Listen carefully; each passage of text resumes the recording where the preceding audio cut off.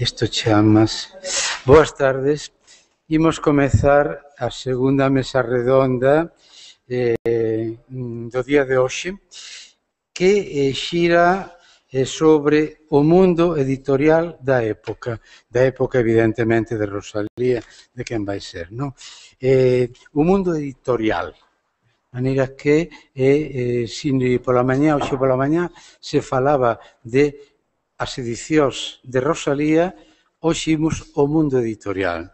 E non sei se isto foi programado, desde logo por min non, pero o certo é que as tres persoas que temos nesta mesa penso que nos van a chegar a este problema desde puntos interesantísimos que non coinciden, pero vanos, digamos, comenzando polo mundo editorial da época, e para eso imos ter a intervención de Carmen Pérez Pais.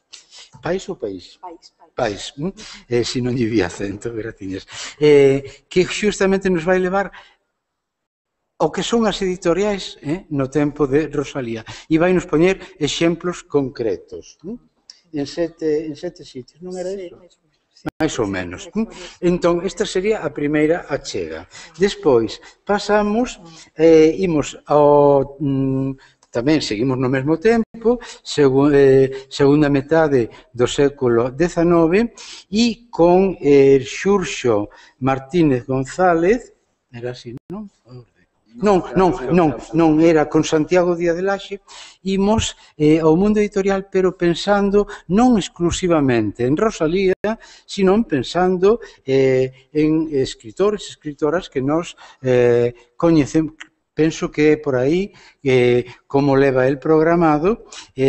No tempo de Rosalía, en concreto, pois, Leopoldo Alas, Emilia Pardo Bazán, Xosé María de Pereda, Valle Inclán, etc., que son escritores nos que ten traballado Santiago Díaz Laxe, de Universidade de Santiago. E, por último, xa estamos en Rosalía plenamente, con un editor que eu penso que a quen máis e a quen menos soalles perfectamente, que é don Xoán Compañel Rivas, editor e impresor e editor famosísimo de Cantares Gallegos, e non só de Cantares Gallegos, e de A mi madre, etc., asentado en Vigo, e sobre o que nos vai falar especificamente Xurxo Martínez, que é investigador da Universidade de Vigo. Entonces, penso que temos representadas pois as tres universidades de Galiza. Temos a Universidade da Coruña, temos a Universidade de Santiago e a Universidade de Vigo nas intervencións desta tarde. Eu, que veño de Granada, pois o mellor que podo facer é calar e deixarlle falar a ela e a eles. E despois, cando rematen as súas intervencións, teremos a conseguinte rolda de preguntas para solucionar problemas que podan xurdir das súas intervencións. Grazas. Boas tardes. En primeiro lugar, quixera agradecer á profesora Dolores Saavedra a súa invitación a participar neste congreso, así como aos organizadores e a todo o personal do Consello da Cultura Galega, que sempre nos trata tan ben, e, por suposto, ao Consello... Perdón, non se escoita, non? Por este si se escoita. O que pasa é que non ten corda. ¿Sí? Non podo tirar máis. Sí? Agora sí.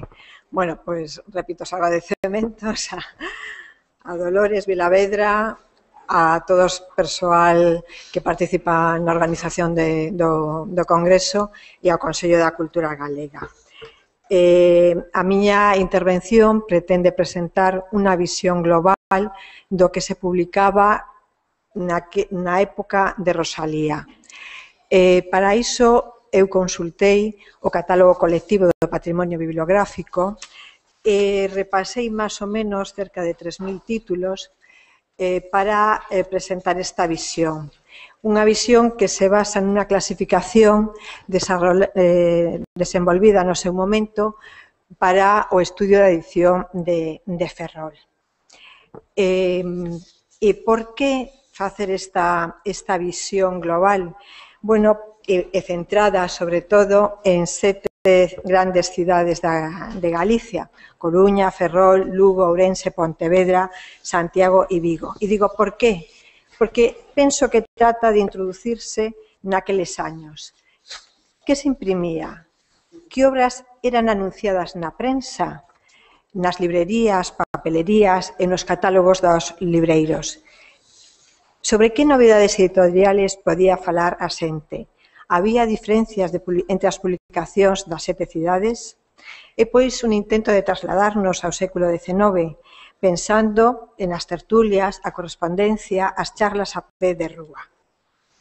Ben, como temos pouco tempo, a clasificación que fixen, como digo, para a historia de edición de Ferrol, agrupa as publicacións en 5 grandes apartados: impresos de carácter administrativo e publicacións de institucións e asociacións, impresos e obras de carácter religioso, libros de formación e científico-técnicos, obras de historia e ciencias sociais, ámbito de literatura. E, por suposto, queda fora o gran apartado das revistas e da prensa.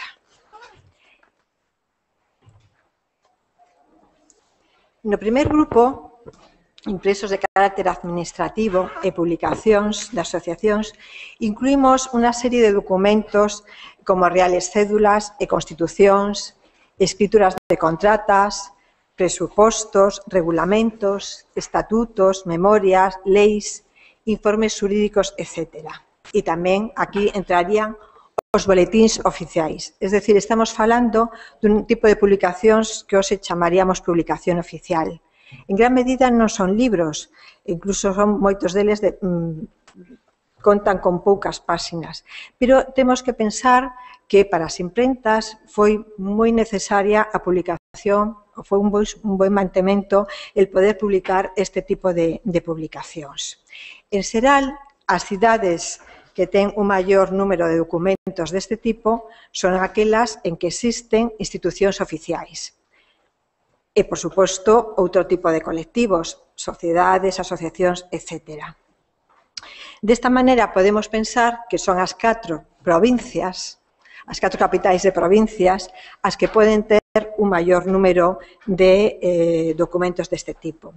A modo de exemplo, e para que podamos ter unha mínima relación, podemos falar do reglamento de la Sociedad de Recreo Casino Ferrolano, del reglamento de la Guardia Municipal de la ciudad de Lugo, de los estatutos de la Caja de Ahorros y Monte de Piedad de Pontevedra, o memoria sobre el presupuesto adicional al ordinario del año económico de 1879-80 de la provincia de Pontevedra.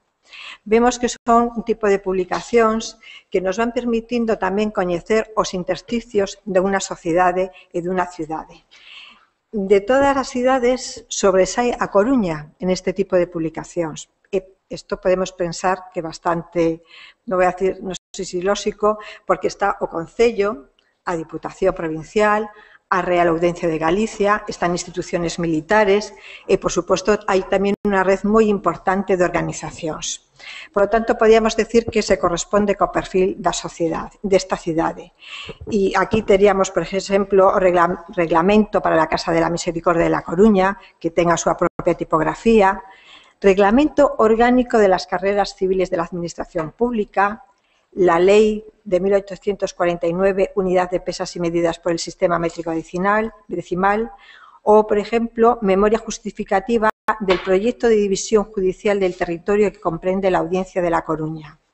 Y, por último, podríamos mencionar el informe oral pronunciado por Luciano Pugue y Blanco en los días 4 y 5 de marzo de 1881 ante la Sala de lo Criminal de la Audiencia del Distrito en defensa de don Manuel Curros Enríquez, procesado en el Juzgado de Primera Instancia de Orense por supuesto delito contra el libre ejercicio de los cultos.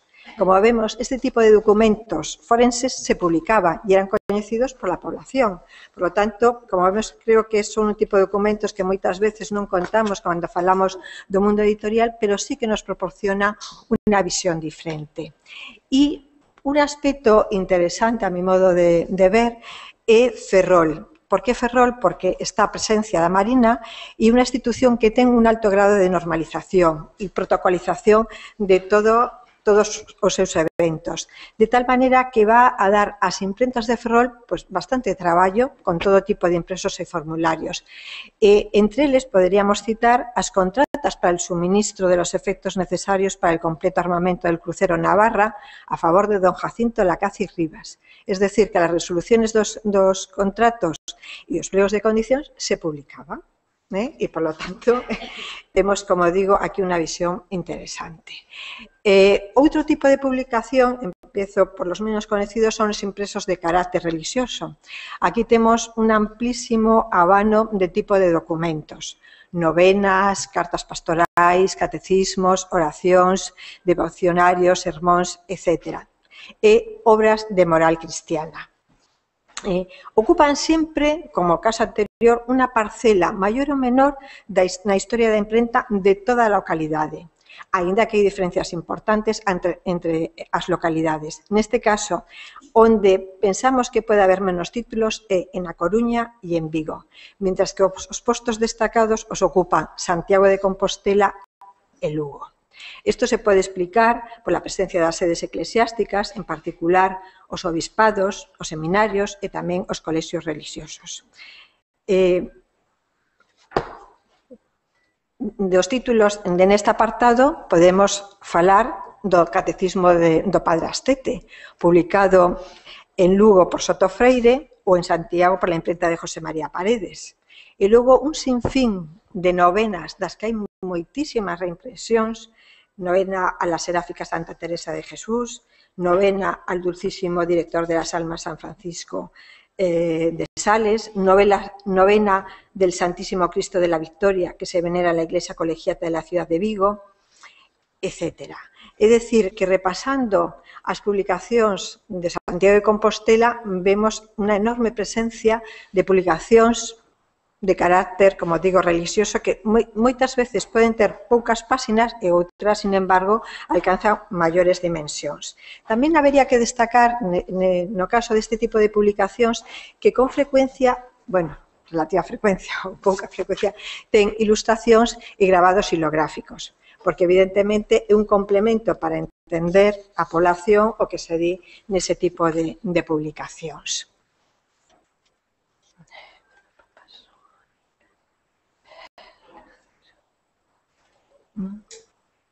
Outro apartado é o de libros de formación e científico-técnicos. Para entender este apartado hai que recordar a Lei Moyano, a Lei de Instrucción Pública do ano 1857, con tres puntos importantes, que establecía o ensino primario en teoría obligatorio ata os 12 anos e gratuito para aqueles que non pudieran costar estos estudios. Pero, como sabemos, na práctica dependerá da iniciativa dos municipios ou da iniciativa privada. O ensino secundario, e aquí se incluye apertura de institutos de bacharelato, escolas normais de magisterio en cada capital de provincia, además de permitir a enseñanza privada nos colexios religiosos, que recibirán unha especial consideración. E a enseñanza superior coas universidades, que neste caso é o Estado quen se reserva a súa xestión. Por tanto, esta lei é fundamental non só no plano educativo e outros moitos, sociolóxico, político, económico, etc., sino tamén para o mundo editorial dende distintas perspectivas. Impulsará a publicación de manuais de distintos niveis e material escolar. Contribuirá extraordinariamente ao incremento de lectores e consolidará ou creará institucións educativas, as escolas, institutos e bibliotecas, porque hai que pensar que a partir desta lei tamén foron creadas as bibliotecas públicas e foi creado o corpo facultativo de arquiverios, bibliotecarios e arqueólogos. É dicir, que é todo un conxunto que permite situarnos nunha época que habería que ir vendo as influencias que ten. Neste caso, así por citar algunhas das publicacións, encontramos da lingua e literatura española, moitas de matemáticas, aritmética, esometría, algún de xeografía e historia, etc. Por exemplo, podría citar ejercicios de análisis literario y colección de piezas selectas en prosa y composiciones poéticas castellanas de don Ramón Casal y Amenedo. Esta, en concreto, es una segunda edición corregida y aumentada. ¿Qué quiero decir con esto? Que vamos a encontrar neste campo de libros de formación moitas veces segundas edicións, e incluso terceras e cuartas edicións dos manuais e tamén modificacións ás primeiras publicadas. De Francisco María de la Iglesia González, un título como La llave del saber, método popular, racional y silábico de lectura por el cual los profesores, ahorrando infinitas molestias, pueden enseñar a leer en 15 días. Esta foi publicada en Coruña pola tipografía de la Casa de la Misericordia. De lecciones de matemáticas, como decía, pues tenemos, por ejemplo, publicadas por Soto Freire en Lugo, o algo más peculiar como un pequeño opúsculo, diríamos, de 7 páginas, Nociones de Historia de España, programa de las lecciones de dicha asignatura para las alumnas matriculadas en el segundo curso de enseñanza elemental, elaborado por Perfecta Castro. Tenemos, por supuesto, por non cansar, todos os títulos publicados aquí en Santiago, que pueden ser de Dereito, de Medicina, de Farmacia, etcétera, etcétera. En ese caso, hai que decir tamén que a relación de publicacións de Santiago, ese tipo de publicacións destaca considerablemente. Pero aquí tamén poderíamos incluir en este apartado pues, os libros que se refiren á implantación do sistema métrico, que cando se está implantando, e incluso esta mesma semana venía unha noticia en la Voz de Galicia que recollía un titular de hai un siglo, lo de 1883, mellor dito, que decía: vencido el plazo para el cambio del sistema métrico, el comercio aún funciona con el antiguo. Es decir, que a introducción do sistema métrico decimal, e hai varios libros en este sentido que intentan normalizar a implantación deste sistema, pero non é fácil, e a lei era de 1849. Tamén poderíamos incluir aquí as publicacións de Víctor López Seoane, del naturalista, pero que son, citamos moitas veces estas obras, ou se citan, pero teño que decir que, por exemplo, Aves Nuevas de Galicia son 11 páxinas. Es decir, que as cousas tamén temos igual que poñerlas na súa dimensión. Publicadas tanto en Coruña e en Ferrol. En este apartado incluiría as memorias dos institutos. As memorias dos institutos, se crean os institutos, teñen a obrigación de facer unha memoria anual que se presenta no día de inauguración do curso. Entonces, nas 4 capitais de provincias, na súa produción, hai unha impresionante relación de memorias firmadas, supoño que fundamentalmente polo director. Por lo tanto, aí temos unha fonte interesante para coñecer cal era a vida destas importantes institucións. Recordemos, por exemplo, que o Instituto de Coruña se crea no ano 1862. E un dos profesores, precisamente, do inicio, é precisamente Víctor López Seoane. É dicir, que os institutos tenemos que pensar o que foron no seu momento, institucións fundamentais de unha gran presencia e prestixio en cada unha destas ciudades. E tamén teríamos aquí os discursos de inauguración na universidade, algúns deles que están digitalizados e podemos consultarlos na Biblioteca Digital Galiciana. Pois tamén outra importante documentación. Como vemos, temos moitos tipos de publicacións. Como decía, as cidades, en este caso, máis beneficiadas van a ser as 4 capitais de provincias, porque aí estarán os institutos de bacharelato, as escolas, por suposto Santiago, e Ferrol e Vigo quedan un pouco fora deste marco. Agora ben, en relación con Ferrol, nos va a servir para mostrar as características de edición, digamos, científico-técnica. En Ferrol está o Arsenal e a Marina e ten moitas necesidades de formación e isto vai impulsar a elaboración, traduccións, nalgúns casos, e impresión de textos para cumplir con diferentes programas educativos. En este caso, a relación de manuais deberíamos engadir as narracións de batallas navais, por exemplo, historias de navegación. Nun primer análisis que requeriría un traballo máis a fondo, podemos destacar algunhas características como son o rigor requerido na elaboración do contido, na composición tipográfica e na impresión. E o apartado de fe de ratas se convirte aquí nunha peza fundamental cando se detectan fallos. Un fallo nunha fórmula matemática, un fallo, en fin, non se pode deixar pasar. Por lo tanto, temos que pensar que este tipo de libros requiren unos bons editores, impresores e un traballo tipográfico moi riguroso.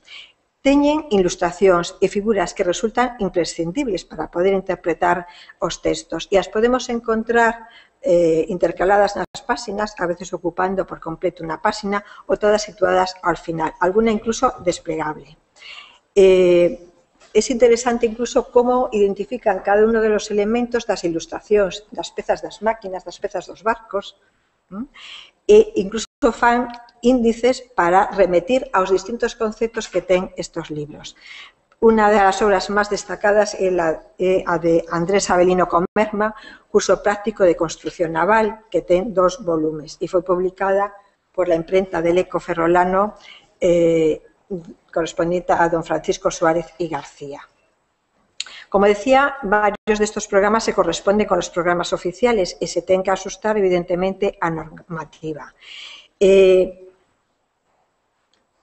Curioso, porque suelen traer una dedicatoria aos xefes, a todos os capitanes, aos generales, ou o que sexa, evidentemente. A maioría, tanto autores como traductores, son profesores ou membros da Armada. Neste caso tamén podemos falar de quintas, terceras edicións, o que nos dá pé a pensar que eran libros evidentemente requeridos e consumidos por las personas que traballaban, tanto como digo, na Armada como Arsenal en Ferrol. Que me queda 5. Bueno, outro apartado sería o apartado de Historia e Ciencias Sociais. Este é un apartado interesante porque aquí recolleríamos os libros que tratan de historia, fundamentalmente da historia de Galicia e das historias locais. Recolleríamos tamén o que é o patrimonio, a arte e tamén a ciencias sociais e biografías. Aquí está, podemos falar da historia de Galicia de Benito Viceto, impresa por Nicasio Tasonera entre os anos 1865 e 1873, é unha obra bastante coñecida, en 7 tomos en 5 volumes, que foi utilizada a fórmula da suscripción para poder financiarse. Unha vía que utilizaron con moita frecuencia as historias, as grandes obras, o que hoxe chamaríamos obras de referencia. Teríamos en este caso, como digo, a historia de Galicia de Benito Viceto, a historia de Murguía, estudios sobre la época céltica de Leandro de Saralegui y Medina, la historia de Ferrol, una obra incompleta de Victorino Novo y García, que es realmente una obra muy interesante desde un punto de vista editorial, monografías de Vigo, de Besteiro Torres, pero hai cousas tamén máis curiosas, estas son igual máis coñecidas, pero podríamos falar, por exemplo, escrita por Emilio Álvarez Jiménez, de biografía de Fray Martín Sarmiento y noticias de sus obras impresas y manuscritas con indicación de los archivos y bibliotecas en donde se halla. Esto fue escrito en 1874, es decir, que una obra, una fonte, pretende aportar una información muy difícil de atopar naqueles anos. Ou cronología antigua de los sucesos más importantes del mundo hasta el Imperio Romano, con los nombres de los emperadores y emperatrices, invención de la moneda y valor de los maravedís viejos, datos recogidos por la redacción del Radical. Es decir, esto es una fuente de información, una obra de referencia, de novo, que responde ás necesidades de tener cronoloxías como as temos hoxe, e están feitas por los periódicos como siguen sendose os periódicos os que están a facer importantes obras de referencia. E, por último, e remato, o ámbito de literatura. Este é un ámbito máis coñecido e, sin duda, por as persoas que están aquí. Entraría neste apartado toda a narrativa, o teatro, a poesía,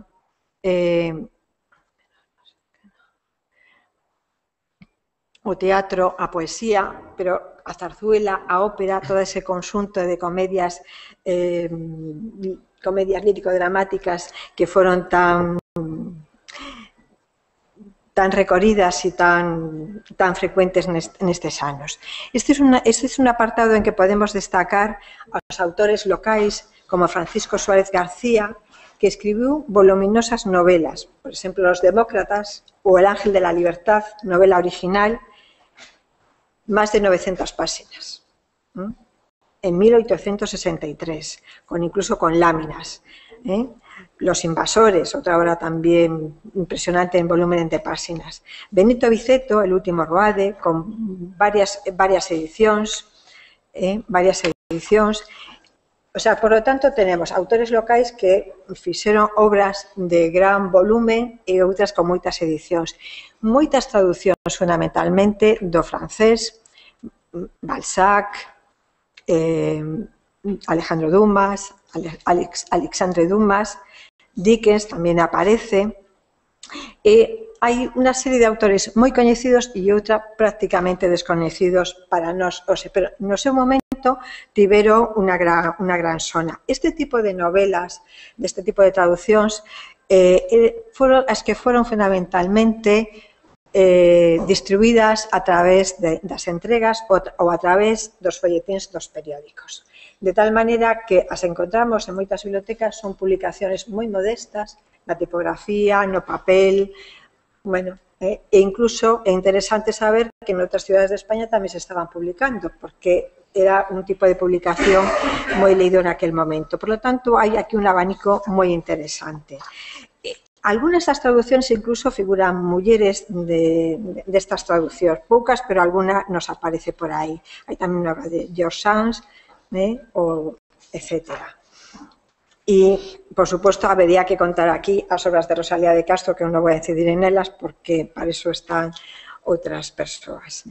Para rematar con este apartado e para rematar a miña intervención, non excederme, logo poderíamos falar no coloquio, decir que xunto a cada literatura, coas novelas, quero decir, hai bastante, bueno, hai poesías dedicadas ás actrices, poesías dedicadas a determinadas personas, e un gran número de follas, de programas de mano, follas que anunciaban as obras de teatro nas distintas cidades. Pois como se anunciamos, se anuncia. Ese tipo de publicidade penso que tamén moi interesante. Hai unha boa colección na biblioteca do Museo de Pontevedra e concretamente o Teatro Principal, circos, etc., anunciaban as súas actuacións desta maneira. Por lo tanto, podía ser unha páxina, 2 ou 3, pero hai unha documentación que se atopa en bibliotecas e en arquivos, para quen quera traballar neste ámbito, que considero que é moi interesante e moi atractiva porque pode ser o papel de colores, con lo cual, claro, que se quería chamar a atención para que a xente acudira a estas actuacións. Bueno, eu remato aquí para cumplir máis ou menos co tempo, creo que foi máis, logo no coloquio poderemos falar de alguna cousa máis e me vou a permitir no coloquio falar tamén de outra, unha liña de investigación iniciada en relación coa recuperación dos exemplares das primeiras edicións de Rosalía de Castro. Moitas grazas, Carme, porque realmente é un...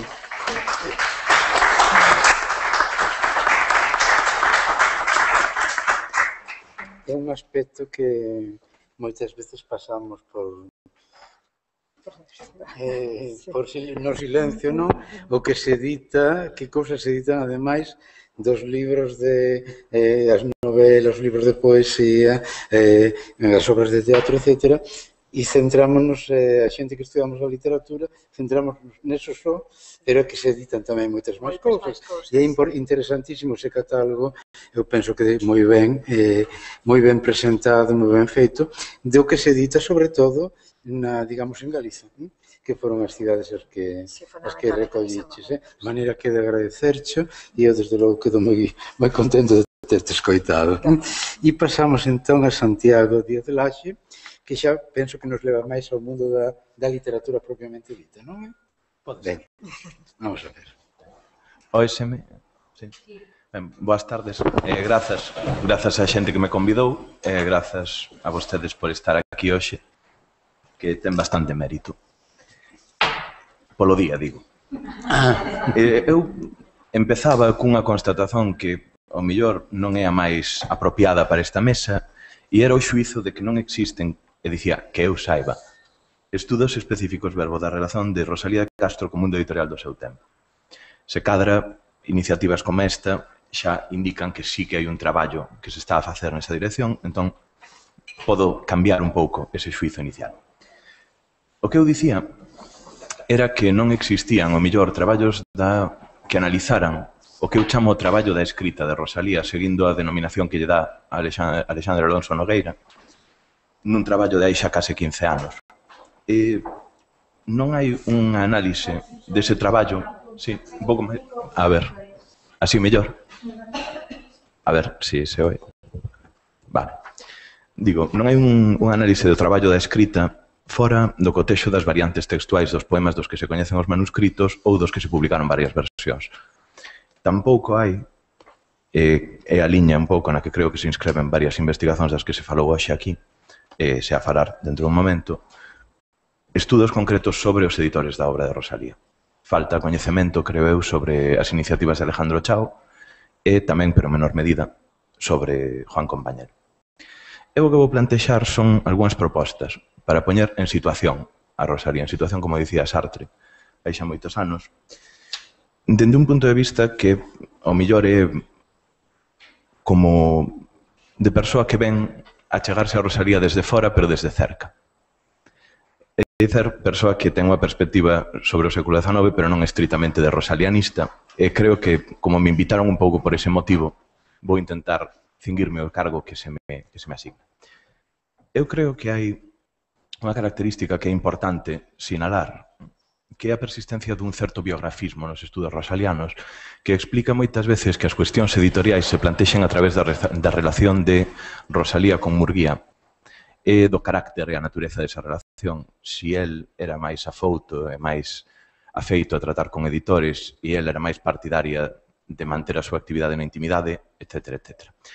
A partir dese aspecto biográfico, eu creo que se construe potencialmente un problema da análise editorial que se cadra confinar a praxe literaria de Rosalía á esfera íntima e, creo eu, reducir o seu oficio como escritora a iso da improvisación, a espontaneidade, que parecen moi oportunos nunha escritora da que se dicía que prefería estar separada do mundo literario, que vivía nun certo isolamento e que aspiraba a pouca posteridade. Entón, eu vou intentar facer un análise que ten moito de biografista, pero que se fundamenta no concepto que Armando Petrucci chama relacións de escritura. E ele intenta con este concepto apreixar dúas cousas fundamentalmente. Por unha banda, as zonas de transición entre a vida e a escrita, e o que move a escrever a un escritor ou unha escritora, e por outra banda, as mediacións que se dan entre o texto, o original definitivo que se quere publicar, e o texto impreso mesmo. A partir desa duplicidade, Petrucci desenvolve unha análise paleográfica, segundo o seu criterio, histórica tamén, que eu creo que pode servir moito para o caso que nos ocupa e que nos convoca aquí. Nese sentido, creo que tamén é útil poñer a Rosalía no contexto da escritura de mulleres da súa época, partindo de varios exemplos que, se ben non son evidentemente idénticos ao dela, si poden dar unha idea dos límites, das condicións e das potencialidades que se lle recoñecía a escrita e a literatura feita por mulleres, e moitas veces para mulleres naquel tempo. Entón, eu vou marcar algúns fitos que se poden comentar na esperanza de que depois no coloquio podamos falar un pouco máis sobre estes episodios concretos e tamén na certeza de que na versión escrita poderei demorarme máis nas cousas que agora solamente vou abocetar.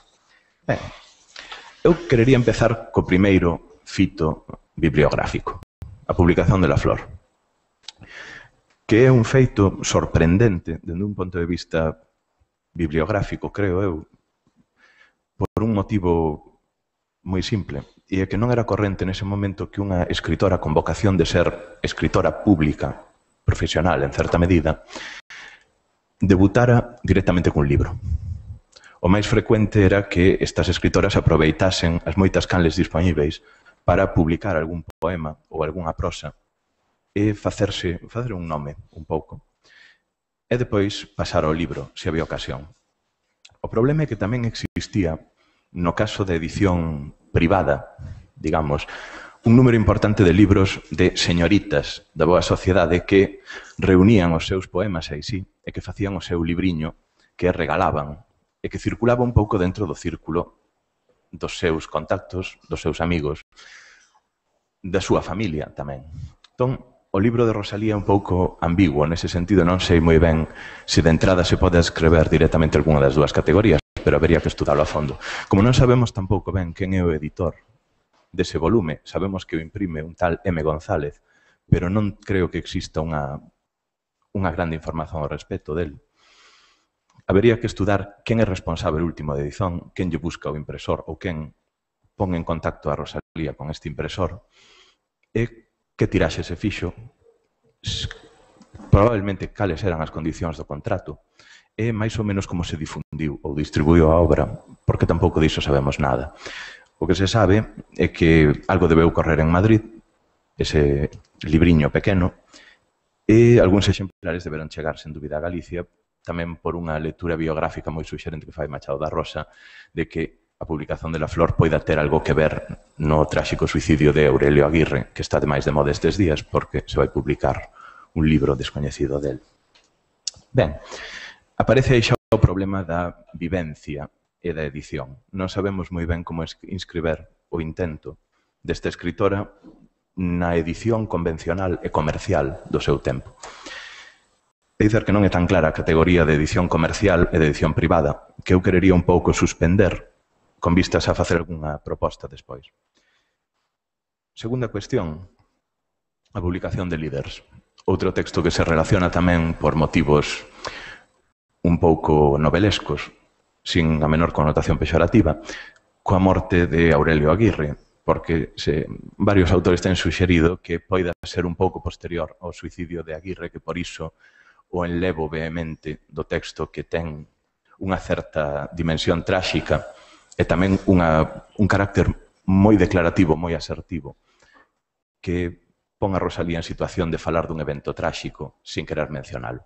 Sin embargo, bibliográficamente, por motivos que non podo desenvolver aquí, parece bastante cuestionável que ese texto sexa posterior á morte de Aguirre. Mais o facto de non contarmos con coleccións completas del Miño, da que somente sai uns 70, 60 exemplares para bastantes anos de xornal, complica moito calquera afirmación. Pode ser que fose posterior, pode ser que fose inmediatamente posterior, pode ser que fose anterior. Eu teño unha hipótese que non me dá tempo de desenvolver, pero que avanzo que suxire que é anterior á morte de Aguirre. Ben, este primeiro momento é o dunha escritora que é solteira. No caso de Líderes é unha escritora que está a pique de deixar de ser solteira porque quen fai que se publique aparentemente ese texto en El Miño é Murguía, que exerce nese momento como director literario del Miño. Esa circunstancia é o primeiro signo claro de colaboración de Rosalía nas iniciativas de Juan Compañel, con quen nos anos seguintes vai manter un trato moi frecuente, moi corrente e tamén profesional. Non só como esposa de, nin como señora de, senón como escritora cunha dignidade propia, que a primeira vez que eu creo que Rosalía adquire unha conciencia moi profesional e moi apegada aos aspectos materiais e mercantís do negocio editorial. Conciencia que non se lle recoñece moitas veces, pero que é importante saber que ten. Se se len as cartas de Compañel a Murguía, queda claro que el considera que Murguía é como mínimo coautor de La hija del mar. E non sabemos se efectivamente Murguía escreveu esa novela ou se aí Compañel se deixa levar un pouco por ese prexuizo que Rosalía depois censura en Las literatas, cando pensan que todos os teus traballos son de teu home, etc. etc. Se se len esas cartas con atención, compróbase, creo eu, que Rosalía traballa por primeira vez e quizáis un pouco a disgusto contra o tempo. É dizer que La hija del mar foi originalmente unha novela por entregas. Eu creo que novela por entregas, non folletín publicado no Rodapé del Miño. Ainda que algunha vez se ten avanzado esta hipótese, creo que por como fala Compañel da novela, se trata dunha edición en prego a parte do xornal e non unha edición incorporada no faldón do folletín. E, polo tanto, é unha cousa bibliográficamente específica.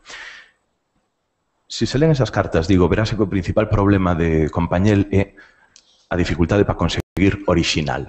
É dizer, que constantemente lle repite a Murguía: por Dios, mándame original, porque non teño para compoñer a próxima entrega.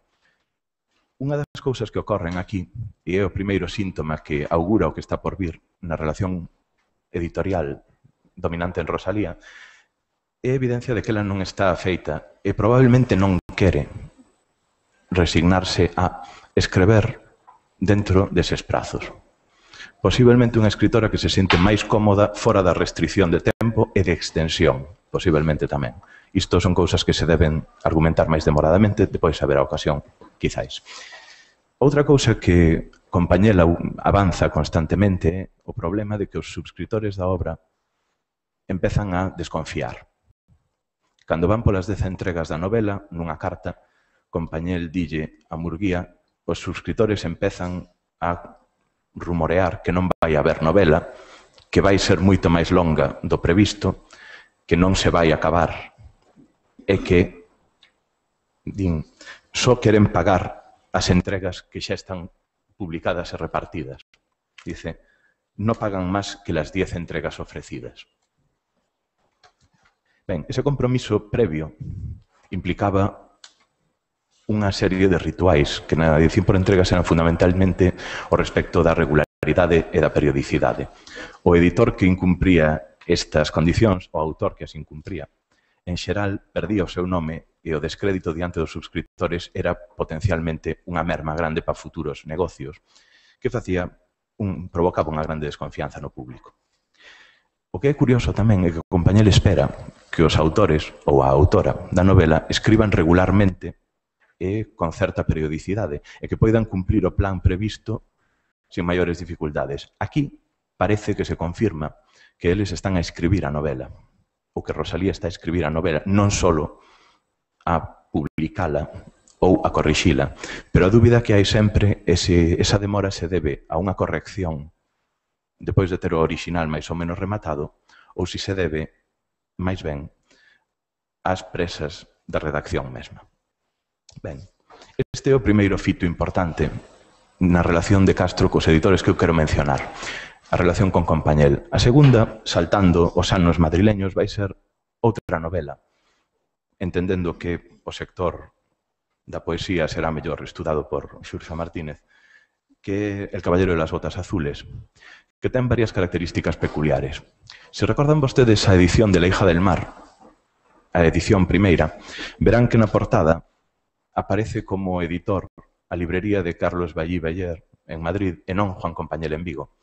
Isto pode ser debido a moitas circunstancias. É probable que a edición se fixera de todas maneiras en Vigo, pero, en todo caso, a presenza de Ballí Beller debese explicar como unha necesidade logística de distribución dos exemplares, que era un dos problemas que Compañel tiña máis presentes. El fala constantemente da relación cos subscritores de Cuba e das condicións que había que respectar con eles para manter os negocios vivos e conservar máis ou menos a súa confianza.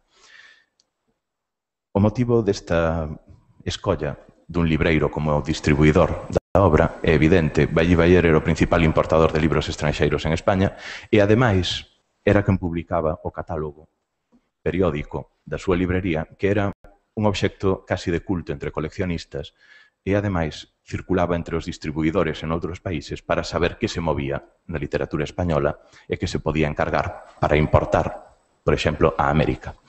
Aquí xa se plantexa o problema da pista americana, que é un fío que habería que manter moi aberto no rosalianismo, porque realmente eu creo que explica moitos movementos editoriais dela e de Murguía, como explicarei dentro dun momento.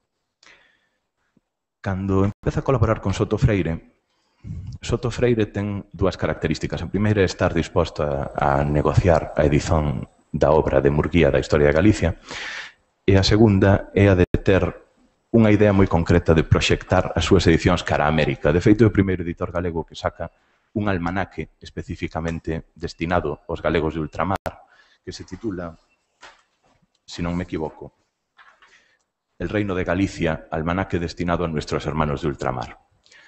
Nese momento empeza unha colaboración que dura varios anos e que acaba mal, como xa saben, na que Rosalía publica mellor varios textos, algúns deles posiblemente relacionados entre sí, membros ou partes dunha serie en prosa, e unha novela que a min me interesa moito comentar aquí porque ten varias características de novela por entregas que a fan francamente representativa e francamente particular como caso práctico. Se vostedes seguen día a día as cartas que editan Xosé Ramón Barreiro e Xosé Luís Axeitos do ano 67, que se cruzan Soto Freire e Rosalía, verán que aparecen detalles editoriais francamente importantes. O que a min máis me chama a atención é que por dúas veces esa novela se ve interrompida pola legislación de imprenta e condicionada de maneira determinante polos cambios da lei. A novela empezouse a publicar posiblemente xusto no momento en que viña de aprobarse o novo decreto que se chama González Bravo Narváez da Lei da Imprensa, na que se establecía a censura previa outra vez e, ademais, para as novelas se establecía a necesidade de presentar a novela a censura completa antes de empezar a publicala. De maneira que as edicións por entregas xa non tiñan aquela marxe de incertidume de probamos cuns pregos e se non ten éxito abandonamos o proxecto, senón que había que comprometerse de entrada a facelo todo, comprar o original e depois editalo íntegro. Cando Soto Freire lle escreve a Rosalía, parece que xa ten o exemplar da novela completo ou case, dille, acaba de llegar unha nueva lei de imprenta que nos obliga a é ese decreto. Esa carta de 3 días depois de se aprobar o decreto. E ao cabo dun tempo, malia todo, Soto Freire empeza a imprimir depois de que a novela pase pola censura sin problemas. O que é curioso é que 2 meses máis tarde, Soto Freire volvelle escrever a Rosalía e dille hai outro problema é que vais interromper a impresión por un motivo, é que se encarecen os gastos de timbre. É dizer, que de repente o envío das entregas desde Lugo ao exterior, ao resto da península, e posiblemente, sobre todo, a Madrid, para os comisionistas, empeza a plantexar un problema de custo. Según algúns editores de Barcelona, nese momento o envío dunha entrega xa costa case o mismo que se obtén de ganancia por esa entrega, co cual o negocio é unha desfeita. Iso ocorre con El Caballero de las Botas Azules, que malia todo se dá publicado e non se deixa de imprimir. Polo medio, Soto Freire ten unha idea xenial, moi característica dos editores daquel tempo, que é anunciar que xa está na segunda edición da novela. Por iso, nalgúns exemplares, entre outros o que se reproduciu no Patronato hai 25 anos, aparece segunda edición. E xa o Odriozola sinalou, sin saber, por esa carta posiblemente, que era certo, que era a mesma edición, toda a tirada da novela. Pero agora temos a noticia concreta no epistolario que editaron Barreiro e Axeitos. Toda esa actividade con Soto Freire revela unha característica principal da obra de Rosalía nese momento e é a connivencia e a cooperación cos seus editores. Digo connivencia porque nun momento dado hasta queda claro que os plans de Compañel, Castro e Murguía non se impoñen aos criterios de José Fernández Domínguez Carballo, pero case. De feito, Compañel dilles alá no momento das maiores dificultades económicas, non imprimo esta novela por mi cuenta, dilles, pero Fernández non sabe nada. O sea que algo había de cooperación especialmente íntima e comunidade de intereses entre o impresor e os autores, e non cos socios financiadores. Ben, esta característica dáse tamén na relación con Soto Freire e dáse evidentemente tamén na relación con Alejandro Chao nos anos de la Ilustración gallega e asturiana, la Ilustración de Galicia e Asturias, etc. O que é curioso é que unha das pistas que confirman que o fío americano é unha das claves deste problema editorial é a edición segunda de Cantares Gallegos, a que se lle presta normalmente pouca atención. que é unha edición feita en Madrid por Leocadio López, que é un editor que aparentemente non ten relación directa con Rosalía, e que, a priori, non entendemos por que ten interés en publicar esa edición.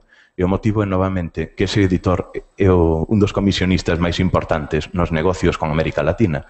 De feito, ofreces incluso como mediador xurídico e legal na relación na transmisión de propiedades, na venda nas herdanzas e demais.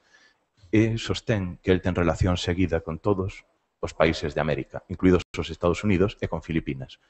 O sea que a perspectiva americana sempre está aí nos proxectos a latexar e posiblemente é determinante en varios momentos.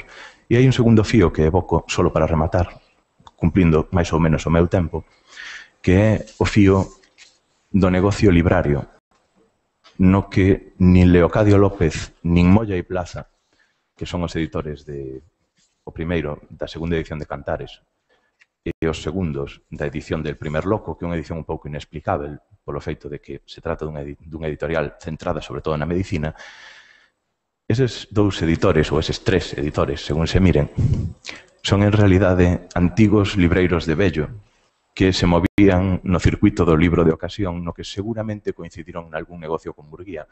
E esa é unha das hipóteses que estou a barallar agora mesmo para explicar esas outras edicións un pouquiño máis enigmáticas de Rosalía e das súas obras, sobre todo no momento en que volve a publicar en Madrid, a pesar de que parecía que en Galicia ou en La Habana había perspectivas de manter unhas publicacións. E aí vou no deixar para cumplir os 20 minutos e axustarme o tempo. Gracias.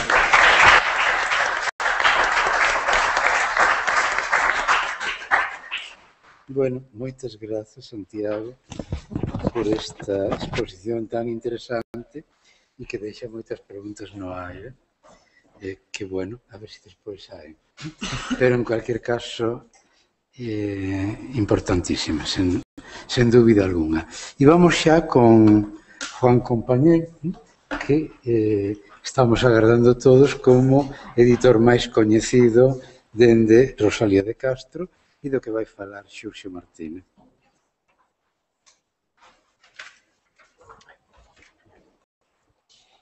Ben, boas tardes. Agradecido tamén ao Consello da Cultura e as persoas que organizaran este congreso que contasen conmigo. Agradecervos tamén que estades aquí resistindo a este sol de primavera dun 25 de abril sempre, que dirían os nosos irmáns portugueses. Vou falar un pouco de Juan Compañel Rivas, natural de aquí, de Compostela, da Rúa da Zabachería, fillo de Francisco Luis Compañel, libreiro, natural de Villa de Torrente, ainda que Murguía diga que de Ferrol. Villa de Torrente, Reino de Valencia. E de Josefa Jacoba Rivas, natural tamén de Santiago, se non me acordo mal. Rosalía de Castro chega a Madrid, como sabemos, en abril de 1856. Habría que saber cales son as razóns que motivan a súa viaxe a Madrid. En menos dun ano publica un libro titulado La Flor, que fixo aquí referencia Santiago. En que círculos entra Rosalía de Castro para ter tanta importancia? Quen move a Rosalía de Castro polos cafés? Quen a introduce nos círculos literarios? Quen a sitúa ou quen a invita ou quen a motiva para que publique un libro sendo unha rapaza nova e, polo tanto, unha persoa de fácil ataque ou de fácil crítica literaria ante uns poemas xuvenís.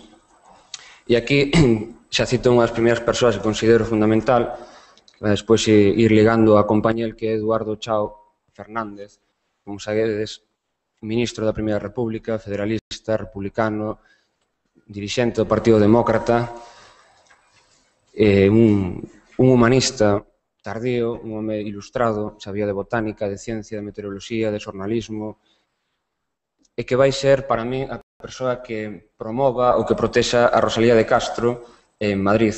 Hai pouco descubrimos que Eduardo Chao é familiar de Rosalía de Castro. Para máis señas, senón o avó de Eduardo Chao, o pai de José María Chao, o famoso boticario da primeira cartabomba que reventou a man de Nazario Eguía, o seu avó era Manuel Ignacio Chao Hermida, fillo de Benita Hermida, e dai o enlace familiar coa familia de Hermida, por tanto tamén coa familia de Castro, de Rosalía de Castro. En 1859 ou 58 creo que hai unha carta de Eduardo Chao moi breve, debía estar ocupado en outras cuestións revolucionarias e clandestinas porque sempre estuvo na vanguarda das ideas, en que na postdata acaba dicindo díale un saludo a nuestra princesa. Sempre foi algo que me chocou ese tratamento tan estreito e tan familiar, quen sabe si é por esta razón de que efectivamente son familia, ainda que se sean de ramas tardías. Eduardo Chao, José María Chao, Vigo. Naceu en Ribadavia, pero no trienio constitucional, seguramente en 1823, ainda que Julio Gregorio Espino cita a familia Chao no 26, xa temos documentado que a familia Chao está en Vigo no 23. Por lo tanto, Eduardo Chao estáse educando, formando, recibindo as primeiras leccións da súa vida en Vigo. José María Chao é un boticario, como xa sabedes, un home que loitou no batallón literario, un home honesto e un liberal de ideas progresistas. Na súa botica, situada na Praza da Constitución de Vigo, a Constitución de 1812, esquina con Rúa de Sombreireiros, na súa rebotica, por tanto na traseira da botica, había unha xuntanza clandestina onde se debatían diferentes asuntos. Hai un esquema que funciona bastante en diferentes épocas, que é a existencia da xuntanza clandestina, neste caso a rebotica de Chao, a xuntanza pública legalizada, que serían os círculos recreativos, no caso de Vigo sería el Círculo Recreativo e Artístico de Vigo, onde está José María Chao e onde estará toda a súa diferente familia. Está Alejandro Chao, está José María Chao, está Juan Ramón Nogueira, están os Molins, están todo un círculo social.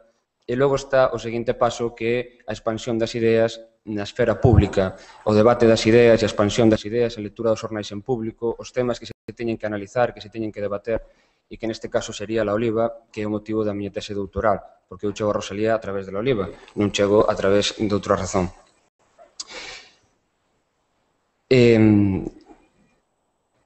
Juan Compañel é chamado por ese círculo que se establece entre a rebotica de José María Chao e os círculos recreativos de Vigo. É moi importante nas investigacións, ao meu entender, o que son os círculos de sociabilidade e a teoría da sociabilidade que Maurice Aguillón ten traballado e aquí en Galiza está pouco extendida e pouco afondada.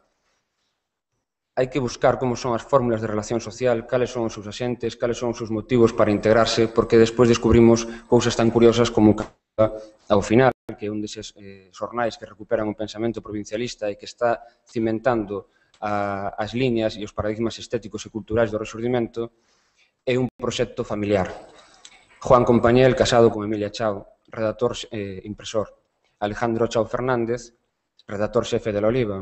Eduardo Chao Fernández, director na sombra. José Ramón Fernández Domínguez, que era, digamos, quen pagaba e quen sufragaba o xornal, primeiro director de La Oliva, casado con Concepción Chao. Por lo tanto, todos pertencen a un círculo familiar moi propio, por certo, do concepto de familia burguesa de época. Efectivamente, a máis de estudiar esta cuestión da sociabilidade que nos dá moitos datos para comprender mellor a forma de relacionarse e os axentes que participan, tamén é importante pola influencia que exercen nos períodos de produción e de formación e de educación política, ideolóxica, estética, por exemplo, de Rosalía de Castro. Se Rosalía chega a Madrid sendo unha rapaza e introdúcese nos círculos de Eduardo Chao, non nos ten que sorprender que o seu impresor tamén sexa un republicano, que dedique poemas a Roberto Robert, en conto de Vidal, que, a fin de contas, é un conto de xustiza social, e Roberto era tamén un xornalista republicano, federal, e que era traductor de Proudhon. Eses círculos sociais moitas veces nos explican moitas interrogantes. Compañel, sabedes que pertence a unha tradición familiar de libreiros e impresores daqui de Compostela, famosos seguramente pola produción, pola edición de xornais como El Porvenir, de Antolín Faraldo, Romero Ortiz e José Rúa Figueroa, tamén impresor del xornal La Revolución, que é o órgano superior da Xunta Revolucionaria de 1846. Seguramente, Juan Compañel é o impresor directo, porque xa ten 17 anos, cando se imprime, por lo tanto, posiblemente estivese tamén á fronte da maquinaria e do obradoiro dos Compañel. Unha lección que aprende en 1846 que marca, como Murguía tamén nos lembra nos seus artigos sobre aquel feito. Compañel Juan Compañel trasládase posteriormente a Madrid. Temos a sospeita, e esta é unha hipótese de José Antonio Durán, de que traballa na editorial de Gaspar y Roch. Se traballase aí, sería fundamentalmente pola influencia de Eduardo Chao, director da Biblioteca Libre, da Biblioteca del Hombre Libre, a Biblioteca Ilustrada, etc. Unha persoa cunha influencia moi importante na maior imprenta de todo o Estado español da metade do século XIX. Compañel ten a súa primeira imprenta a cargo, que non en propiedade, en Madrid en 1855. Entre outros exemplares que publica, a máis do que son os discursos na Universidade Central de galegos, por certo, maioritariamente de galegos, publica un xornal que se chama El eco de la clase obrera, que é considerado un dos primeiros xornais marxista, defensor dos dereitos de asociación dos traballadores e das traballadoras.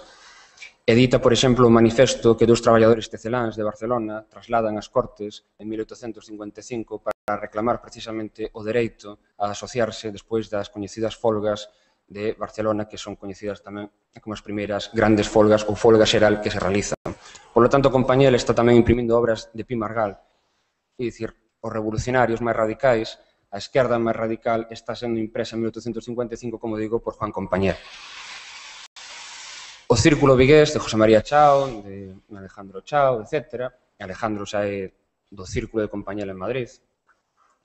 Chámano en 1856 para que se traslade a Vigo para poñerse á fronte da imprenta de La Oliva, xornal que vai ser o voceiro do progresismo vigués. Trasládase, montan a imprenta contando co favor das autoridades provinciais, xa que imprimen a Boletín Provincial de Pontevedra, o cal, como comentabas antes, garante unha liquidez económica que outro tipo de empresas non podería. Posteriormente, descubrimos que quen está detrás, fundamentalmente, do soporte económico da imprenta é José Ramón Fernández Domínguez, alcumado Carballo. Tense costume de dicir que Fernández Carballo. Carballo procede do nome do pai, Francisco Fernández Carballo, ese sí, segundo apelido. José Ramón Fernández é capitán de milicia, capitán de cazadores da Milicia Nacional, polo tanto, un home militar, era abogado, era xuíz, era comerciante. Non é unha persoa calquera e casado, como digo, con Concepción Chao dende 1841. Este é a persoa que está mantendo económicamente sufragando a imprenta de La Oliva, posteriormente a imprenta de Compañel.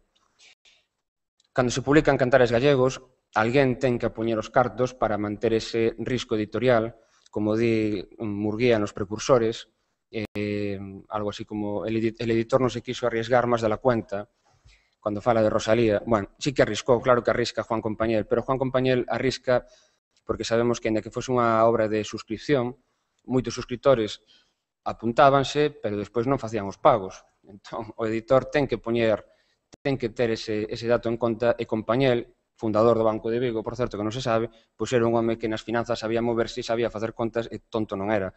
Entón, arríscase porque, a máis de producir a obra de Rosalía de Murguía, as primeiras obras, el Dicionario de Escritores Gallegos, La hija del mar, A mi madre, El primer loco, e outras obras que son as primeirísimas obras do matrimonio, ten unha conciencia de nación e ten unha conciencia de galego.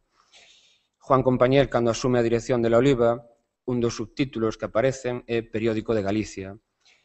Cando publican a Biblioteca de La Oliva, gustaríame lérvolo, porque eu creo que tamén é moi ilustrativo. Non debo ter esta aquí. Bueno, cando publican o anuncio da Biblioteca de La Oliva, dirixida por Manuel Murguía, Compañel fai unha defensa da necesidade da recuperación dos autores esquecidos, da publicación de obras inéditas, pero de galegos. Conciencia, por tanto, de recuperación do noso. Cando se publica el álbum del Miño, xa cando Juan Compañel é director del Miño, di que nese prólogo asinado por él, todo lo que tenga, abro cita, todo lo que tenga relación con Galicia tiene ya en las columnas del álbum su lugar designado, su historia, las creencias populares, las descripciones de sus monumentos, los cantos de sus poetas, las canciones populares, esas gotas fresquísimas de la poesía del pueblo, todo ello merecerá nuestra atención. É dicir, varios dos factores propios do romanticismo e, por tanto, tamén dunha parte da construción da nación ou da idea de nación que é a recuperación do pasado, a recuperación e a exaltación do popular visto como algo positivo e non negativo, a achega do local para un enriquecimento da cultura universal e nunca entendido os nacionalismos como algo que pecha fronteiras, senón que as abren e nutren de cuestións máis amplas. Isto é o que escribe Juan Compañel no prólogo do álbum del Miño, polo tanto, podedes facervos unha idea do pouco que coñecemos escrito del, a súa importancia e a súa intención ou a súa intencionalidade cando publica obras como Cantares Gallegos. Máis adiante, el Miño vai ter como subtítulo Todo por Galicia, todo para Galicia, que recolle a metade, todo por Galicia, dos últimos números, a partir do número 12, del Porvenir, xornal de Antolín Faraldo, Antonio Romero Ortiz e José Ramón Figueroa, que como Rúa Figueroa, que como sabedes foi un xornal excepcional, en que estaba Ramón de la Sagrada de ideólogo de fondo, ou por lo menos de persoa influente, amigo de Proudhon, e tamén colaborador de La Oliva. Por tanto, seguimos unindo e tecendo os círculos sociais para ver que todo ten unha mesma constante. Todo por Galicia e todo para Galicia, que di subtítulo del Miño. Juan Compañel tamén arrisca publicando Cantares Gallegos porque é a obra dunha muller que pon o seu nome e o seu apelido e non utiliza un pseudónimo como Fernán Caballero. E arrisca porque o prólogo de Cantares, máis que prólogo, é un manifesto da xeración do Rexurdimento. Compañel é o editor, como dixen, de Murguía, de Rosalía, pero tamén é o principal editor xa en prensa dos poemas de Aurelio Aguirre, o gran poeta de época, laureado como poeta das clases populares, as lendas que contan, que iban aos obradoiros a aprender a ler os traballadores, incluso as putas, iba a xunta deles a aprendelas a ler. É impresor de obras de Emilia Pardo Bazán, impresor de obras de todo o que é o mellor da xeración do Rexurdimento, os irmáns Rodríguez Soane, Leandro Saralegui, etc. Todo o que está no álbum del Miño está escrito no folletín literario del Miño. Por desgracia, como se le hallaba Manuel Murguía nunha conferencia en Barcelona, perdemos as mellores páxinas da historia de Galicia. E é certo que sí, descoñecemos moito do que puido ser esa historia do Rexurdimento. Compañel, sendo director del Miño e de La Oliva, xornal que vai dende 1856 ata 1873, e do que apenas temos, sumando La Oliva e el Miño, 300 exemplares, non máis, co cal, imaginade dos casi 2000 que tivo, onde está a nosa historia perdida. Juan Compañel está asentando ou dirixe e pula polo asentamento dos principios do Rexurdimento. Por exemplo, cando escribe, dos poucos artigos que coñecemos del, a necrolóxica dun dos irmáns Rodríguez Soane, creo que é José, que é o que morre novo, cita que Compañel lle encargara que escribise unha gramática gallega e que escribise sobre Sarmiento, porque el tiña unha relación co duque de Fernandina, etc. Pero é Compañel quen está alimentando, e tamén os propios escritores saben que Compañel é quen edita as obras de Galiza, son quen edita a cultura galega. Por lo tanto, creo que o seu papel é moi importante e, unha vez máis, tamén facer fincapé nunha cosa que citou antes Santiago, que é a importancia de que na filoloxía e nos estudos literarios misturemos tanto o que son as análises literarias, de crítica literaria dos textos, co que é o contexto en que se producen, as influencias das persoas que rodean, os impresores, por que Alejandro Chao e Compañel publican a obra de Rosalía en galego, cando son dos republicanos federais, non son calquera, familiares tamén. Incluso Rosalía é familiar porque Alejandro Chao é o padriño da primeira filla de Rosalía en Murguía, Alejandra, que leva nome, por certo, en honra do seu padriño. Creo que hai que estudiar a influencia das persoas, dos personaxes como Alejandro Chao e como Juan Compañel. Con Alejandro Chao, o pouco que teño mirado, creo que tamén se pode levar unha gran sorpresa. Onte comentaba a Santiago, precisamente, cando a xente pregunta por que a ilustración gallega e asturiana, como se mantén ese xornal se é un fracaso económico estrepitoso.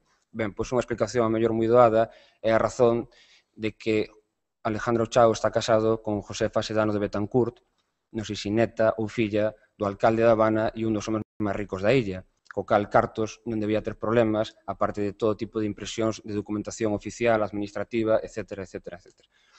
Compañel, por certo, que traballa ao lado de Alejandro Chao en Cuba, cando emigra en 1873. E remato vos con ou remato, vos non remato, que non teño intención, con unha das últimas no prólogo de La primera luz, de Manuel Murguía. O prólogo fallo Juan Compañel e di Compañel: nuestro objeto es que el niño tan pronto empiece a leer, empiece a la vez a conocer y amar a su patria. Ninguna como la nuestra necesita más de este amor de sus hijos. Al ofrecer, pues, semejante libro a Galicia, queremos llenar la más alta misión del editor y del hijo amante de su país. Gracias.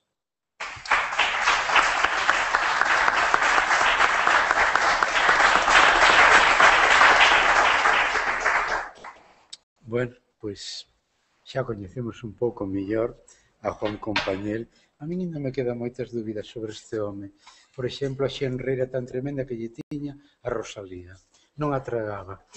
É extraño, sendo como foi editor e tan importante na edición de Rosalía. Non podía con ela, non a tragaba. Queríalle moitísimo a Murguía, pero Rosalía non podía vela. Bueno, non miro así. Non miro tal. Eu creo, sí, pero é curioso, é curioso. A min, por lo menos, resulta moi curioso. Bueno, de calquera maneira, o coloquio está aberto. As preguntas están abertas. Por aí, espera, agarda un poquinho. Ben, eu teño unha pregunta tamén para vostede, que é a fundamentación desa antipatía de Compañel, se o pode desenvolver, penso que pode ser interesante para o debate. No. Ah, bueno, pois é unha pena. Pero non, é todísimo de ver, non hai máis que ler a correspondencia de Murguía, editada por Axeitos e por... Sí, pero eu aí, bueno, da igual, non, é un debate que se pode abrir. Sí, non vexo quizáis tal... Aí se ve perfectamente, Pero unha relación dá moitas voltas, non? As relacións na vida son longas e non todo o que se escribe documenta todo o que foi a relación. Ese é un pouco a paradoxa do coñecemento histórico, pero, bueno, a pregunta non ia por aí, eu simplemente quería, en primeiro termo, agradecer moitísimo as intervencións, que foron dunha riqueza extraordinaria. De verdade, moitas grazas. E despois non teño máis que preguntas. En realidade, dúas preguntas para Carmen e para Santiago.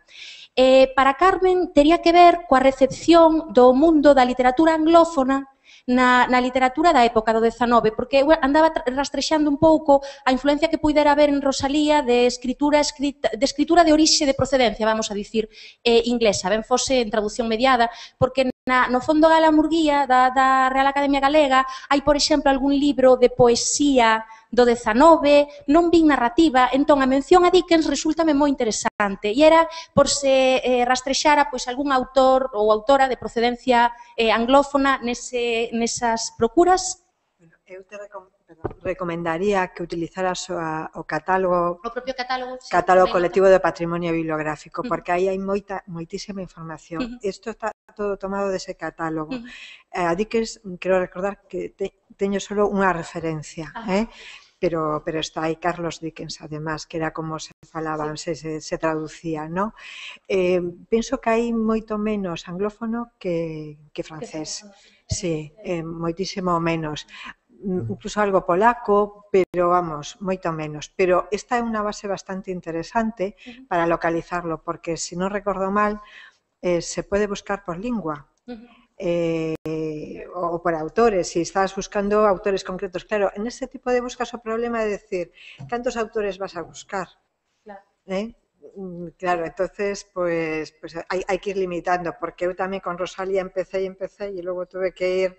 E, bueno, en relación con esto, podo adiantar, pues a veces hai, do que quería comentar logo de Rosalía, das obras de Rosalía, e que pode haber problemas tipográficos que a veces fallan nas consultas. Entonces, isto hai que terlo bastante en conta, pero iso é unha fonte estupenda, e europeana está sendo unha fonte tamén moi interesante para todos.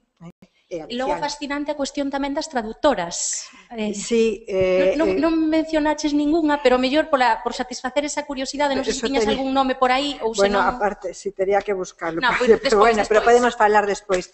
Bueno, falando deso, quería comentar que, bueno, algunhas son coñecidas, outras non, pero a mí no estudio da edición de Ferrol serviu de moito consultar a enciclopedia Espasa, Porque na primeira parte, persoas que non atopas ningún sitio aparecen ali. Por iso sempre discrepo de que as enciclopedias vayan ao depósito, porque para os estudios históricos necesitamos as enciclopedias de todos os tempos. A veces 2, 3 liñas te permiten saber quen foi unha persona que é moi difícil atopar.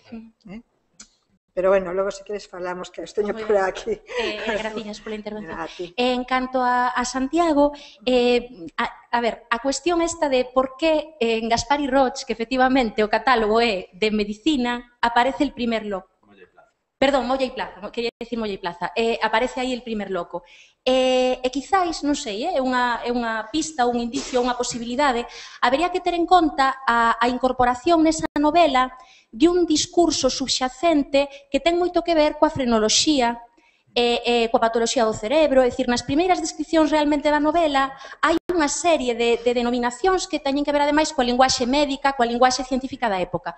E tamén falando de sociabilidade, de relacións, non que as vosas últimas intervencións ian moito por aí, está aí a relación entre Barcia Caballero, que foi o primeiro director do psiquiátrico de Conxo, e o matrimonio Murguía Castro, non testemunhada pois en libros, por exemplo, que nesta biblioteca que citei antes se ve que el lles dedica pois un exemplar, por exemplo, dun tratado de frenoloxía de Barcia Caballero está aí, nesa biblioteca familiar, ou por exemplo, mesmo o epílogo a En las orillas del Sar, de Barcia Caballero, pouco despois de morta Rosalía, escrito, paréceme, polo que acusando ademais recibo dese libro e dicindo que no momento non puidera dar... Entón, non sei como...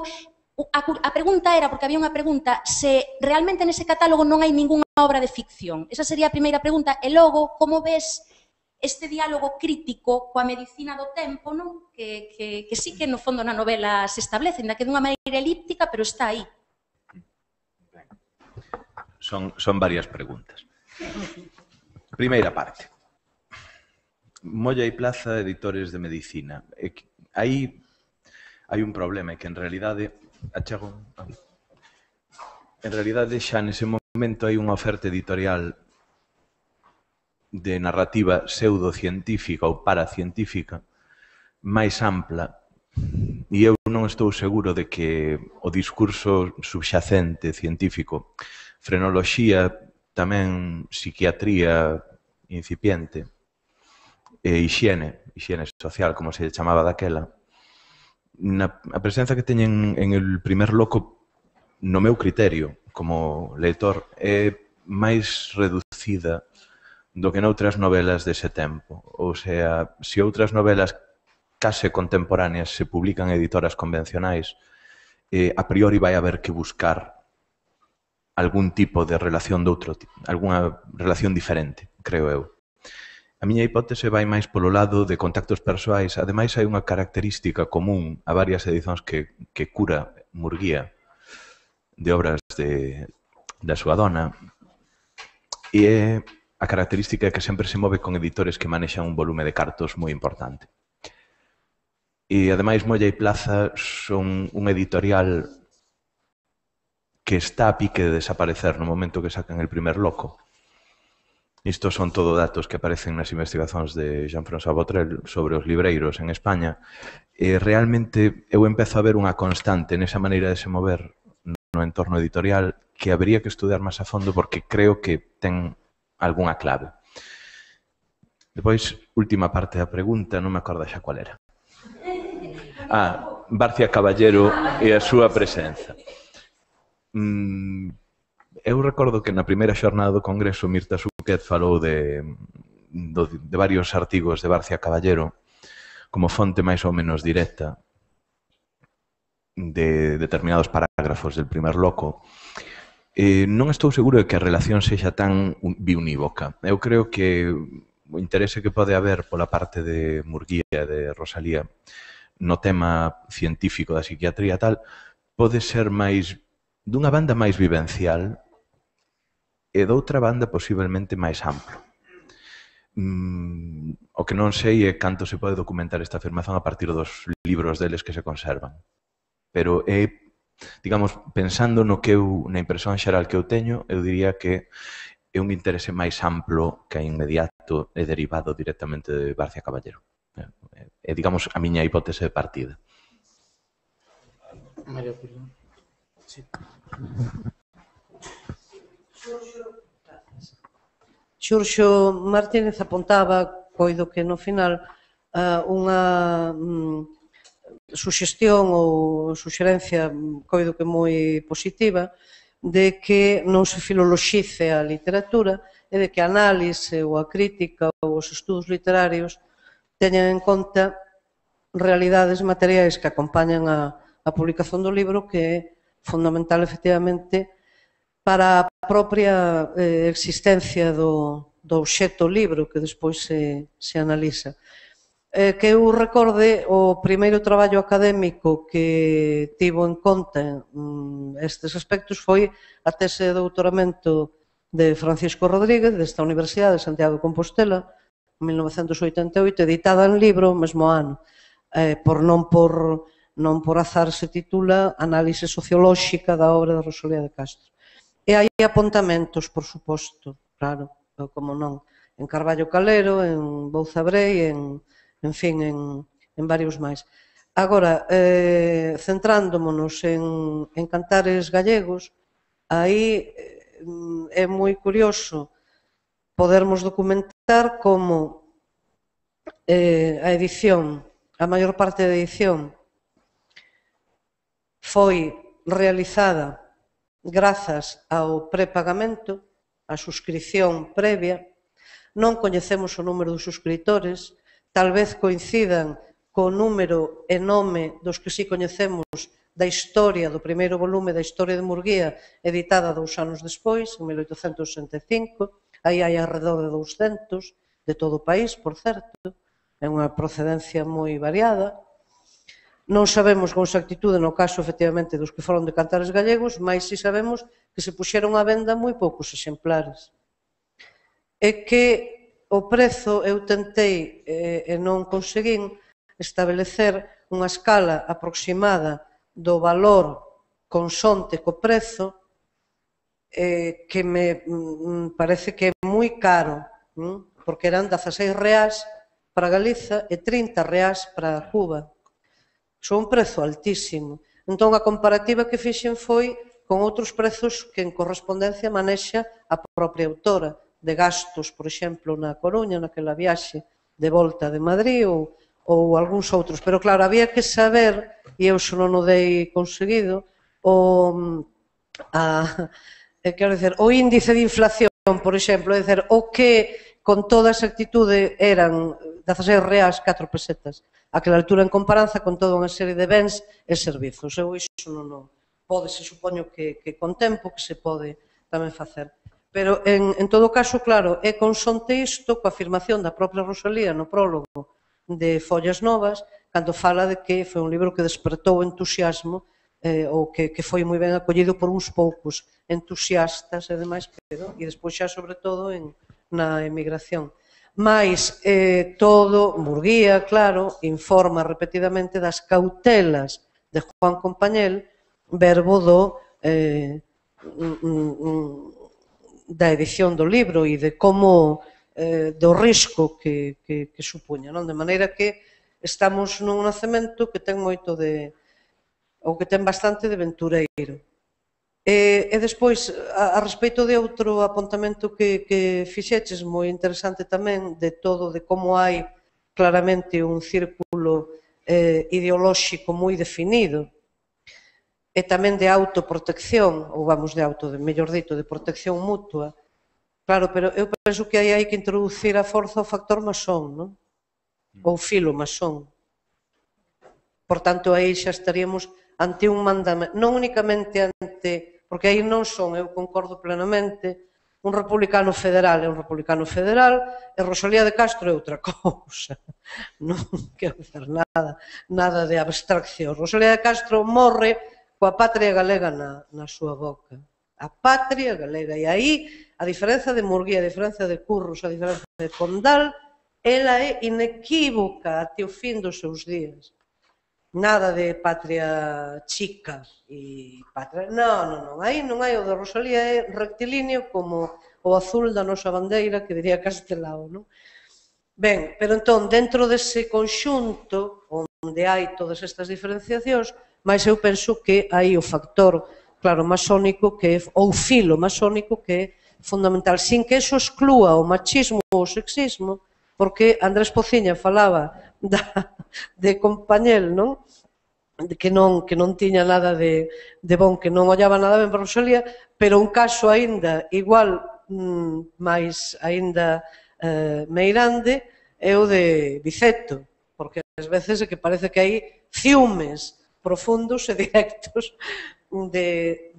na correspondencia ou na relación entre Biceto e Murguía, na cal sobraría Rosalía, quer dizer, que hai que ter a componente sexista ou machista, hai que tela sempre moi presente. Rosalía podía ser moi aplaudida por unha minoría entusiasta, efectivamente, pero podía ser tamén sobrar, non? A certos efeitos. En fin, era para rubricar a importancia do que foi apuntado, que coido que é moi alta e que hai que tela sempre en conta para non facermos abstraccións de en que condicións se xerou esa literatura.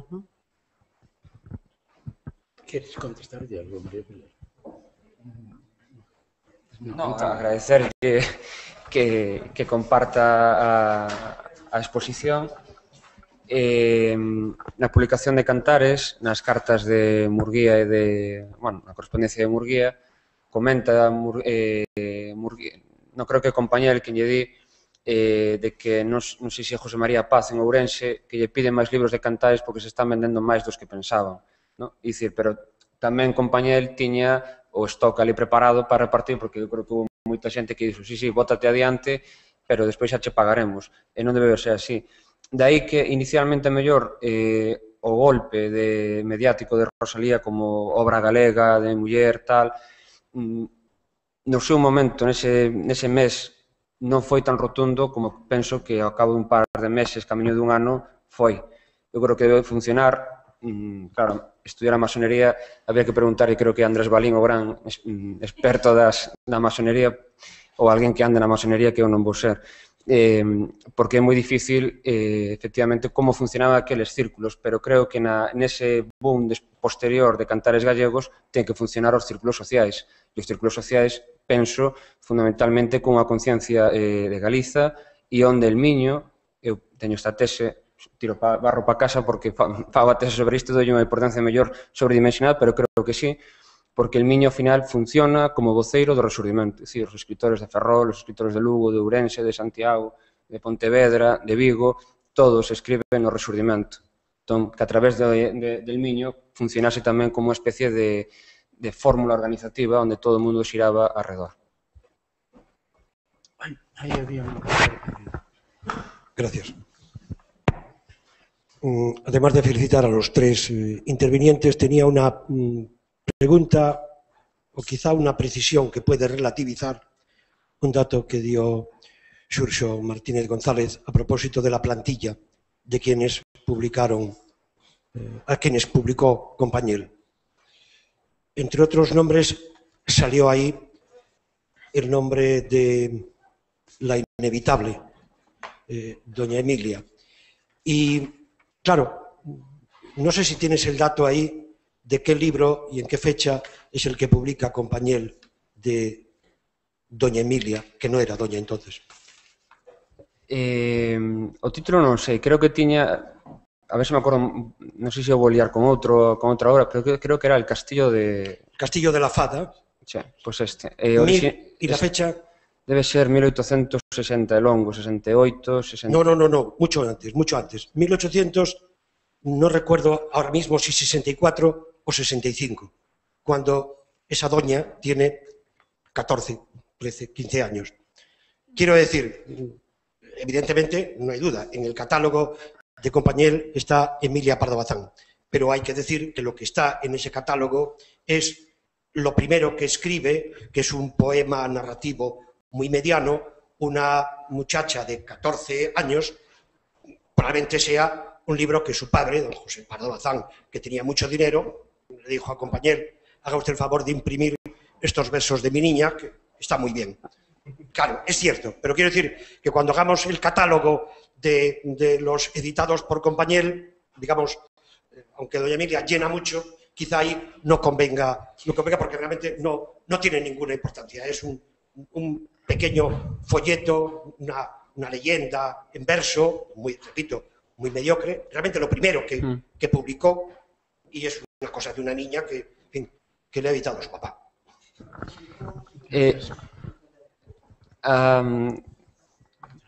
Pardo Bazán, sí, seguramente será 64-65. O exemplar está no Penzol, o original.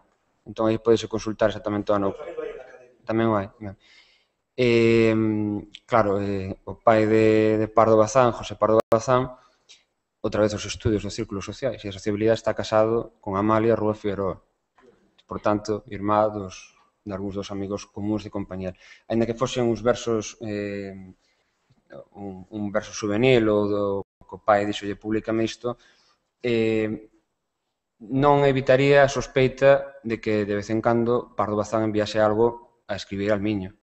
Entón, efectivamente, é obra menor comparada coa obra posterior, pero si ten a súa importancia porque é onde se está dando a coñecer como escritora, ademais como muller, nas páxinas del Miño. Outros escritores que teño por aquí controlados, teño Domingo Camino, Francisco Piñeiro, Juan María Neira Cancela, Antonio de San Martín, pois a Murguía, Rosalía, etc. É difícil tamén atopar un catálogo das obras editadas por Compañel. Sabedes que hai un momento en que Compañel ten un bache económico, en que está José Ramón Fernández detrás para sostelo, que coincide, habría que mirar tamén que relación ten, cando Rosalía e Murguía comezan a publicar con Soto Freire. É un problema, sobre todo, do coste do papel. Compañel lánzase a La Cristina, a la papelería de La Cristina, en lavadores, é un socio capitalista e iso vai ao garete en 2 anos. Penso que se vai ao garete por unha cuestión de que o río seca. Seca o río, entón a produción paralízase e, claro, todos os encargos que tiña a Compañel non pode facerlle fronte, logo ten que devolver os cartos e métese nun sostense. E vai chegar os tempos mellores da Revolución da Gloriosa para que despois volva a subir de novo. Había outra palabra por aí, pareceme, non? Non. Entón, o profesor Vilavedra. Eu teño unha pregunta para Carme que insinuaches que no coloquio lanzarías unha hipótese e me quedei... No, mas que hipótese, quería decir que a raíz da tua invitación, pues pensando que cousas podía facer, porque eu son unha infiltrada aquí, veño do mundo da historia da documentación, non? Entón, empecé a buscar as obras de Rosalía, primeiro todas as edicións, por catálogos, isto é descomunal. Logo fui acortando, non? Entón, estou centrada nas primeiras publicacións e buscando os exemplares en catálogos de todo o mundo, por decirlo así, buscando no catálogo colectivo, máis ou menos, catálogo colectivo de patrimonio bibliográfico, na rede de bibliotecas universitarias, na rede de bibliotecas públicas, onde están os libros de Rosalía, Cantares, Follas, etc. Bueno, para ver el mapa, ¿no? Cómo se extiende, ¿no? Pero sobre todo estou interesada en ver si esos libros ten dedicatorias, ex libris, selos de librerías, de personas, etc. Para un pouco intentar saber quenes foron os donos. E por outro lado tamén saber en que data entraron nas bibliotecas e como. Isto é relativamente complicado, leva máis tempo do previsto, por iso non podo falar aquí moito máis. Pero así, por exemplo, creo que Follas Novas, que está na Biblioteca Pública de Pontevedra, pois ten o selo da Casa do Maestro de Pontevedra e foi incautada no 38. Por lo tanto, aí temos unha pista, non? Hai outras, non sei, de agora escoitándote, en la Biblioteca Universitaria de Santander hai 2 obras de Rosalía e procede dunha donación dun tal Jesús Carballo, creo que é Jesús, e é de Santiago de Compostela. Pois igual, ti falaches de tal, pois igual aí, entonces hai varias cousas das que tirar, non? Pero tamén, pois, como decía, hai erros, non? Hai erros. Por exemplo, Compañel, pois podemos encontrar que diga Juan Companel, Juan Campanel ou Juan Campañel. É dicir, que se buscamos por Compañel, pois pode ser que non tengamos. Cantares galegos, encontrei canteres gallegos. Bueno, pois entón o que estou facendo é, como eu teño que dirixirme a cada biblioteca para pedir os datos de ingreso na biblioteca e como foi adquirido, se atopo algún erro, pois lle digo, aí tendes un erro e demais. Entón, bueno, realmente está sendo moi interesante. Creo que tamén é dar unha visión ás centro das bibliotecas para que vexan os problemas que poda haber e demais. Pero hai problemas importantes en relación coa lingua, porque, claro, pensemos, unha polaca que, digo por falar, que clasifique a principios do 20, pois unha obra que chega a Cantares gallegos. O primeiro que ve está en castelán, non? Ou así. Pois está en castelán, es decir, que se buscamos por lingua, pensamos, vou a buscar por lingua galega no mundo, pois aí temos problemas. E incluso en europeana, non vou a decir quen, pero non é unha institución española, Cantares gallegos está como unha obra de literatura portuguesa.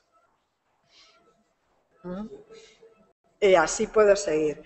Entón, me parece moi interesante que todos colaboremos, porque subsanar os erros é completamente imposible, pero, por exemplo, o catálogo colectivo de Gran Bretaña é unha pequena ventaniña, unha pequena fiestra, que dice, se hai algún erro que usted detecte, por favor, mande. Entonces é unha fórmula moi simple, todos podemos encontrar, porque entonces non nos costa nada enviarlo e podemos ir correxindo moitas cousas que hai que correxir. E así, brevemente. Unha mínima precisión sobre ese Carballo.